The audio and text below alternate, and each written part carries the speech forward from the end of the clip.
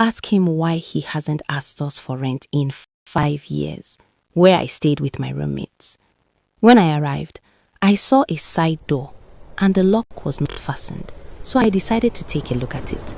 To my greater surprise, I saw a statue with our faces that he venerated. If you live in a house where the owner is too nice, run away. Run very far.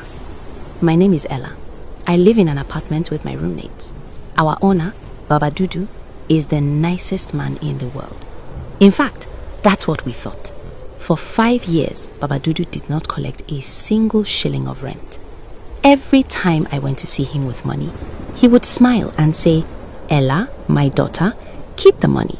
The economy is tough. Just buy me some schnapps and cola for my prayers." We called him God's envoy. We prayed for him. But I began to notice a pattern.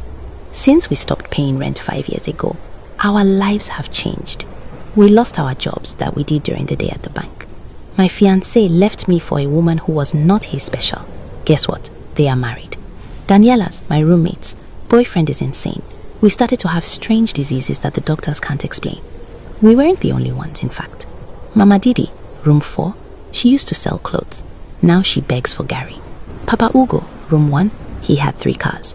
Now he walks barefoot. We are all broke, sick, and at a standstill, but we have a free rent. Yesterday, Baba Dudu went to his village for a festival. He forgot to lock the heavy iron door of his prayer hall, the side door.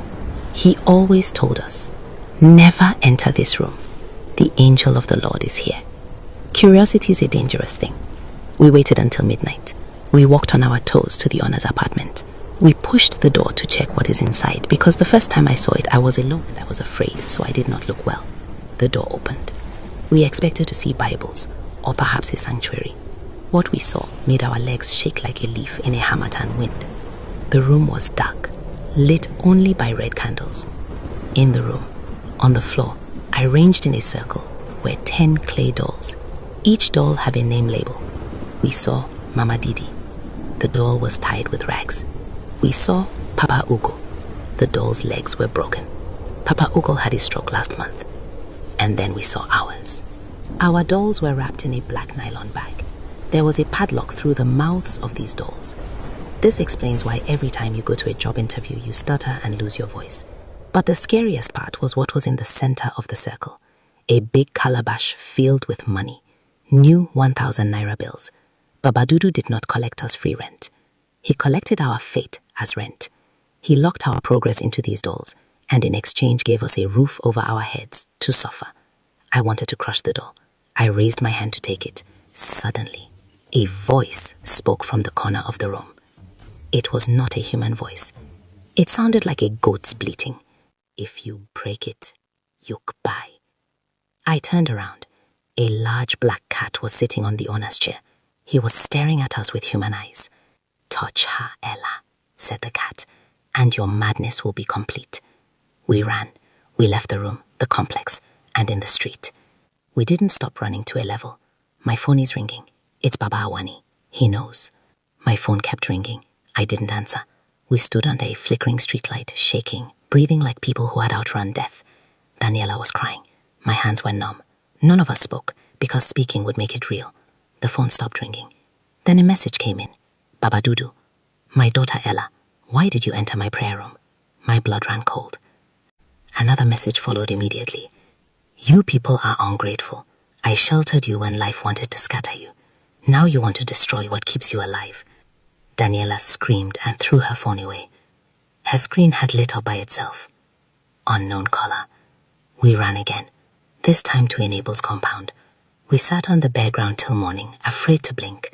At dawn, we gathered courage and returned to the compound with 2 pastors from a nearby church. The iron gate was open. The building looked normal, too normal. We rushed to Baba Dudu's apartment and pushed open the door to the prayer hall. The room was empty. No candles, no dolls, no calabash.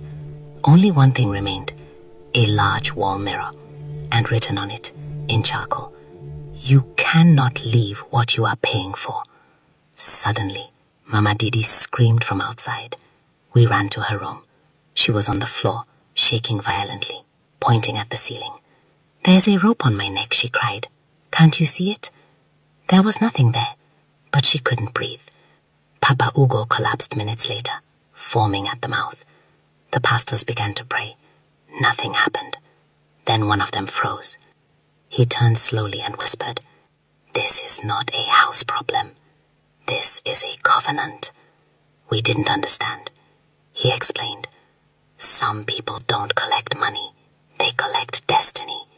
As long as you stay on that land, you are feeding what was buried there." My chest tightened. "Buried where?" I asked. The pastor looked down at the ground. "Under the house." That was when we heard it. Knock, knock, knock, from beneath the floor. My phone buzzed. My phone buzzed again. This time it was a voice note. Baba Dudu's voice, calm, smiling. "Ella, my daughter, you people ran, but you didn't move out. The house has already eaten your names. Tonight, one of you will remember what you paid for." The knocking grew louder. Then Daniela screamed. Her shadow on the wall was moving, but she was standing still. I didn't sleep that night. None of us did. We stayed in a small provision shop near the road till morning, sitting on empty crates, watching